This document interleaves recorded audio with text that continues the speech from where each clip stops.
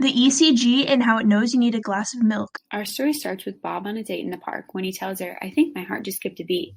Thinking he's trying to win her over, his date says, "That's cute." But little does she know, Bob was dead serious. Worried, the date calls 911.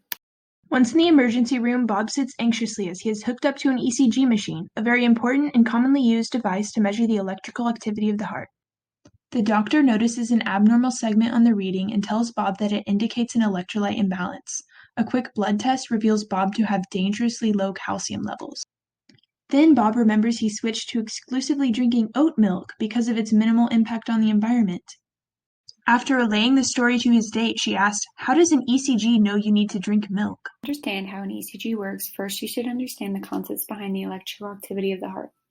Voltage is the electric potential difference between 2 points. Further defined is the work needed per unit charge to move a test charge between 2 points. Ions like calcium build up a charge difference across the cell membrane, creating a voltage that's crucial to the function of the heart. Electric dipoles involve two equal and opposite charges, positive Q and negative Q, at a distance d apart, as shown in this diagram. The dipole moment P is the product of the magnitude of the charge and their distance. Dipole moment P is a vector quantity, meaning it has both direction and magnitude, but the direction in dipoles is simple, as it always points negative to positive. More on this can be found in Chapter 20 of the Wolfson textbook. A node in the heart sends out an electrical signal that is spread through heart cells in the form of action potentials. At rest, cells are polarized, so a voltage potential exists across the cell membrane, where more positive charges on the outside and negative on the inside. A deficiency in charged ions like calcium can disrupt this important potential difference.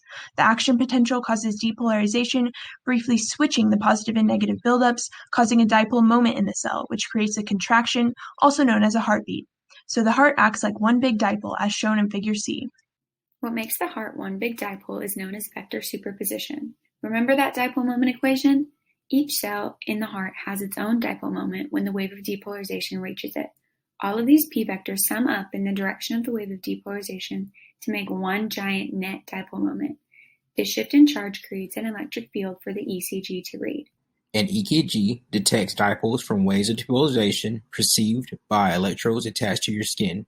Waves propagating towards a positive electrode show a positive deflection, and away from the positive electrode show a negative deflection, with the peak sizes being proportional to the dipole's magnitude. All leads register different values due to the varying locations and magnitude of the vectors representing the dipole, but the unique viewpoints come together to produce our EKG.